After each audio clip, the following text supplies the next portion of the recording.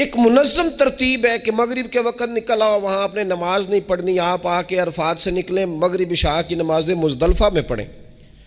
آپ کو 10 کی صبح کو جا کے کنکر مارنے ہیں، آپ یہ نہیں کہہ سکتے کہ میں جناب 2 دن پہلے یہ کام ختم کر لوں۔ مقررہ ٹائم پہ جو 9 ذی الحج کو میدان عرفات میں نہیں جائے گا اس کا حج ہو سکتا، کیونکہ یہ ایک نظم و ضبط ہے، دین نے قاعدہ بنایا ہے، قاعدے کے بغیر آپ یہ کام کر سکتے؟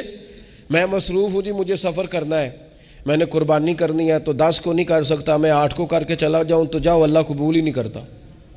قربانی اپنے ٹائم پہ مقررہ وقت پر۔ نظم و ضبط پوری عبادات اسلامیہ میں آپ دیکھ لیں، نظم و ضبط ہے، اصول ہے، قاعدہ ضابطہ ہے۔ وہ ہمارے یہاں کچھ لوگ نا درویشی کی بنیاد پر بھی جہالت پھیلاتے ہیں، وہ کہتے ہیں جی اسی درویش لوگ ہیں جی، ہم کسی نظم و ضبط کے قائل نہیں۔ اس کا کیا معنی ہوا جی؟ وہ درویش تو تنظیمیں نہیں چلاتے، تو درویش کیا چلاتے ہیں؟ جہالت چلاتے ہیں۔ درویش ہی تو تنظیم چلا سکتا ہے، درویش ہی تو ادارہ چلا سکتا ہے، درویش ہی تو ایک منظم سلسلہ تعلیم آگے لے جا سکتا ہے، چونکہ اس کی زندگی میں نظم و ضبط ہوتا ہے، اس کی زندگی ایک پورے قاعدے کے مطابق مرتب ہوتی ہے، اس کی زندگی میں ٹائم ٹیبل پوری ترتیب سے ہوتا ہے۔ تو یاد رکھیے گا کہ نظم و ضبط ایک حسن ہے۔ آپ دیکھیے شریعت اسلامیہ کس طرح سے ہماری تربیت کرتی ہے۔ شریعت تو کہتی ہے باقی ساری چیزیں تو ایک طرف رہ گئیں، کسی کے گھر بھی جانا ہے تو نظم و ضبط سے جانا ہے۔ آپ کے بھائی کا گھر ہے، آپ کے دوست کا گھر ہے، آپ کا قریبی تعلق ہے، بغیر اجازت جا سکتے ہیں؟ دین نظم سکھاتا ہے۔ قرآن مجید فرقان حمید نے کہا یا ایھا الذین آمنوا لا تدخلوا بیوتا غیر بیوتکم حتی تستأنسوا وتسلموا علی اہلھا۔ کیا کرو؟ اگر کسی کے گھر جاؤ نا تو پہلے جا کے اجازت لو۔ یا ایھا الذین آمنوا، اے ایمان والو۔ کن سے کہا؟ صاحب کسی کے گھر میں داخل ہونا ہے تو پہلے کیا کرنا ہے؟ اجازت لینی ہے، اہل خانہ کو سلام کرنا ہے، اور اگر وہ اجازت نہ دیں تو پھر ان کے گھر میں داخل ہے۔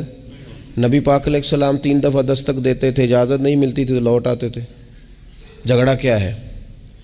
یہاں عام لوگ ناراض ہو جاتے ہیں، کہتے ہیں میں ملنے گیا سا جی تو مینوں ٹائم ملیا سی، آپ کے ٹائم کا نہیں میں نے خیال کیا۔ جب تک آپ نظم و ضبط نہیں سمجھتے، ترتیب نہیں سمجھتے، آپ دیکھیں نا نبی پاک صلی اللہ تعالی علیہ وسلم کے گھر کھانا تھا صحابہ کا، صحابہ نے کھانا کھا لیا۔ بہت سارے لوگ ایسے ہوتے ہیں جو کھانا کھانے کے بعد بیٹھ جاتے ہیں، شادیوں پہ، بیاہ پہ آپ دیکھتے ہیں گپ شپ لگنے لگتی ہے، وہ دیر تک بیٹھے رہتے ہیں۔ تو وہاں بھی کچھ لوگ بیٹھ گئے، کوئی اچھی گفتگو، کوئی دین کی، کوئی خیر کی بات ہونے لگی۔ نبی پاک علیہ السلام 2-3 دفعہ تشریف لائے، ان کو دیکھا، یا ایھا الذین آمنوا لا ترفعوا اصواتکم فوق صوت النبی ولا تجہروا لہ بالقول۔ نبی پاک صلی اللہ تعالی علیہ وآلہ وسلم کی بارگاہ میں تو آواز اونچی نہیں کرنی، تم نے اس طرح چلا کر بات نہیں کرنی، اس طرح لوگ آپس میں کرتے ہیں۔ دھیما لب و لہجہ، یا ایھا الذین آمنوا لا تقولوا رائنا وقولوا انظرنا، لفظوں کے چناؤ میں احتیاط کرنی۔ وہ دیر تک بیٹھے رہے، بات چیت ہو رہی ہے، حضور 2-1 دفعہ آئے، واپس چلے گئے۔ اللہ تعالیٰ نے قرآن نازل کر دیا، فرمایا میرے محبوب کو تکلیف دیتے ہو؟ جب کھانا کھا چکو تو اٹھو، اب جاؤ، ختم ہو گئی دعوت، ٹائم مکمل ہوا، اب کوئی کام کرنے دو۔ میرے عزیز، اپنی زندگی میں یہ ماحول بنائیں، ان چیزوں کو لے کر کے آئیں جو چیزیں ہمارے لیے ضروری ہیں۔ اگر ہم یہ کام نہیں کریں گے تو پھر زندگی میں یا تو ہمارا وجود کسی کے لیے اذیت کا باعث بنے گا، تکلیف کا باعث بنے گا، یا ہمارا لب و لہجہ اس طرح کا ہو جائے گا کہ ہم باوجود محنت کے اس کا کوئی نتیجہ نکال سکیں گے۔ محنت ہو رہی ہے لیکن نظم و ضبط سے نہیں ہو رہی، بے ترتیب ہو رہی ہے، بے تکی ہو رہی ہے، تو بجائے زیادہ مشقت کے نتیجہ تھوڑا آئے گا۔ اس لیے نظم و ضبط اپنی زندگی میں، قاعدہ قانون۔ میرے رسول پاک علیہ الصلاۃ والسلام نہ لوگوں کو قانون توڑنے سے منع کرتے، حضور علیہ الصلاۃ والسلام لوگوں کو اطاعت امیر کا حکم دیتے، امیر کی فرما برداری کی بات سناتے، فرماتے اگر تمہارے اوپر نک کٹا حبشی غلام بھی امیر بنا دیا جائے جو کتاب اللہ کے مطابق تمہیں حکم دے تو اللہ کے محبوب فرماتے ہیں اس کی بات بھی سننا اور اس کی فرما برداری بھی کرنا، پیچھے نہ ہٹنا۔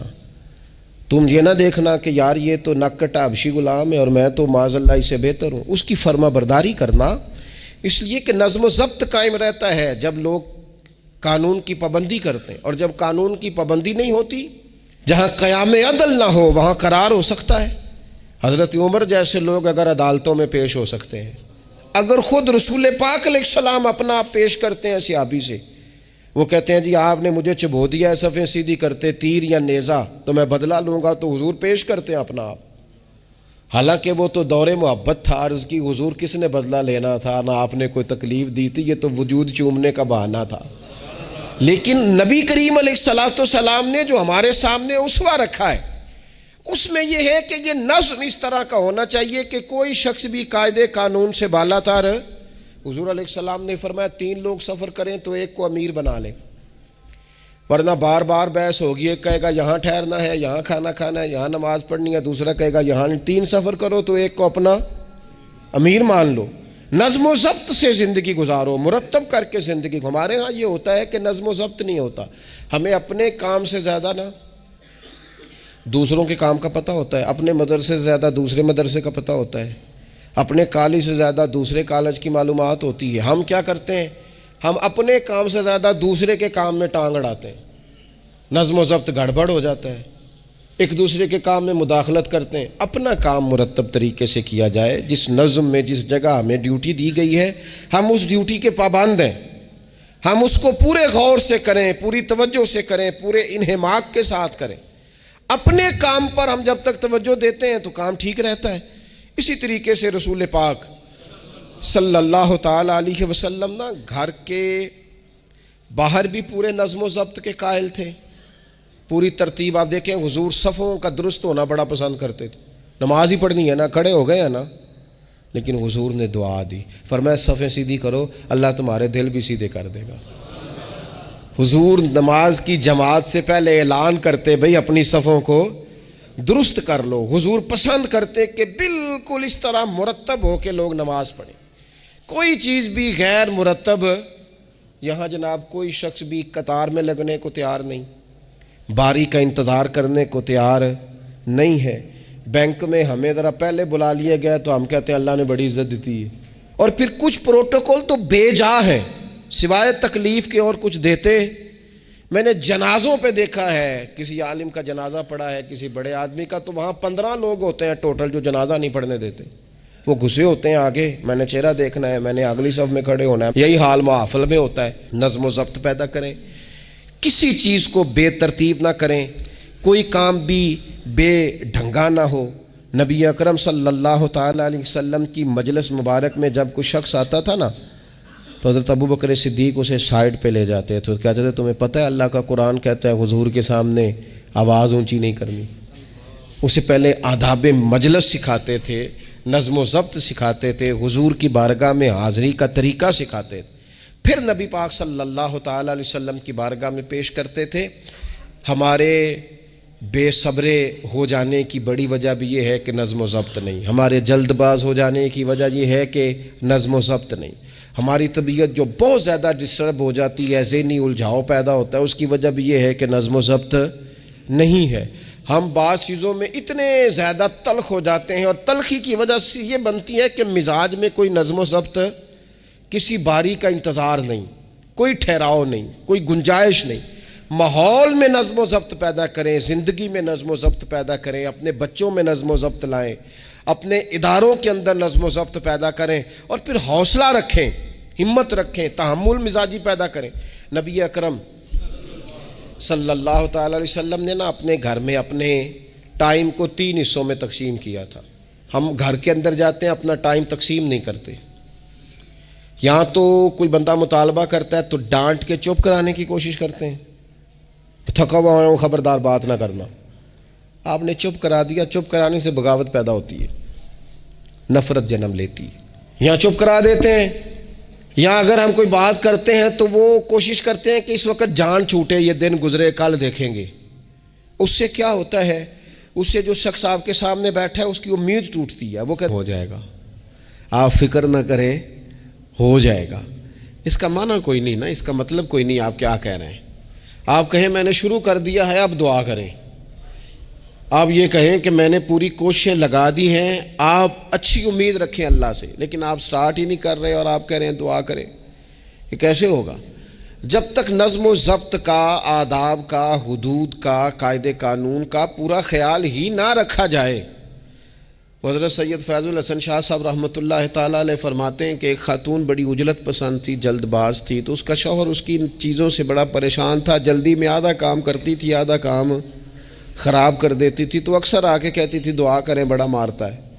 اگرچہ اس کا مارنا پھر بھی درست نہیں تھا، لیکن وہ دیہاتوں میں آپ کو پتہ ہے نا، بعض لوگ بڑی جہالت کا مظاہرہ کرتے ہیں، اس قدر زیادہ شدت کے ساتھ تکلیف دیتے ہیں کہ جو بالکل نازیبا ہو جاتی ہے۔ ایک دن اس نے آ کے کہا کہ پیر صاحب کوئی سمجھاؤ، بڑا ماردہ ہے۔ تو آپ نے فرمایا تو سنا ہے بڑی جلد باز ہے، کام نظم و ضبط سے نہیں کرتی۔ کہنے لگی جی دیکھیں جی کیا نظم و ضبط اور کیا معاملہ، کل اس نے مجھے کہا دال پکا دو تو میں نے اس میں گھی بھی ڈالا ہے، مرچیں بھی ڈالی ہیں، پیاز بھی ڈالا ہے، لہسن بھی ڈالا ہے، ہلدی بھی ڈالی ہے، بس ذرا جلدی میں نے دال ہی تو نہیں ڈالی۔ تو یہ کو مارنے والی بات ہے؟ ہر شے ہے، ایک شے ہی نہیں۔ ہمارے ہاں بہت سارے لوگ ایسے ہیں جو جلدی میں اصل کو ہی بھول جاتے ہیں۔ وہ کہتے ہیں باقی میں نے سارے کیے، کوئی رہ تو نہیں نہ گیا، سارے کیے، ایک ہی نہیں نہ کیا۔ او بھائی جو اصل تھا وہ تو رہ گیا۔ نظم و ضبط، قاعدہ قانون جب تک ہمارے اپنے اندر، میں دوستوں سے کہہ رہا تھا پھر کہتا ہوں، میرے اسلاف فرمایا کرتے تھے جو والد تہجد نہ پڑھے اس کے بچے فجر نہیں پڑھتے۔ والد کو جب تک وہ سحری میں سجدہ ریز نہیں دیکھیں گے اتنی دیر تک آپ ان سے 1.5-2 گھنٹے پہلے اٹھیں گے تو پھر وہ اٹھیں گے۔ لیکن اگر کہا جائے کہ پتر میں تھکیاں تو تم مسیتے جا، تو یہ ہو سکتا نہیں کہ وہ جائے، کیونکہ ہماری زندگی سے نظم و ضبط بچے سیکھیں گے، ہمارے ماحول سے وہ محنت کو، مشقت کو، کوشش کو وہ سیکھیں گے۔ اگر ہم اپنے ماحول میں نظم و ضبط نہیں لائیں گے تو آنے والی نسل کے اندر نظم و ضبط منتقل ہو سکتا۔ تو اس کے منتقل کرنے کے لیے ضروری ہے کہ پہلے ہماری زندگی کے اندر نظم و ضبط، آپ دیکھیں شریعت اسلامیہ نے ہر کام کا نظم و ضبط بنایا ہے۔ نماز اللہ کی عبادت ہے نا، بستر سے اٹھ کر سیدھا مسجد میں آ کے جہاں آپ کا جی چاہے نماز پڑھنے کی اجازت نہیں ہے۔ آپ اٹھیں، آپ کا لباس پاک ہونا چاہیے، آپ نے وضو کیا ہوا ہو، آپ کو سمت قبلہ کا پتہ ہو، آپ کا منہ کعبہ شریف کی طرف ہو، جس جگہ آپ نے نماز پڑھنی ہے وہ جگہ پاک ہو، آپ کا لباس پاک ہو، وقت کا تعین ہو، نماز کے آداب آپ کو آتے ہوں، آپ بیت اللہ شریف کی طرف رخ کریں گے، کانوں تک ہاتھ اٹھائیں گے، آپ ان ہاتھوں کو منظم طریقے سے باندھیں گے، وقت پر رکوع کریں گے، رکوع میں کمر سیدھی ہونی چاہیے۔ آپ رکوع سے اٹھیں گے تو ایسے نہیں کہ کوئی بات نہیں اللہ قبول کر لے گا، جب تک آپ کی کمر پوری ٹھیک نہیں ہوتی رکوع سے اٹھتے وقت آپ کی نماز مکمل نہیں ہوتی۔ آپ سجدے میں جائیں گے تو پیشانی جمنی چاہیے، ناک جمنی چاہیے، آپ کے پاؤں کی انگلیاں زمین پر لگنی چاہیے۔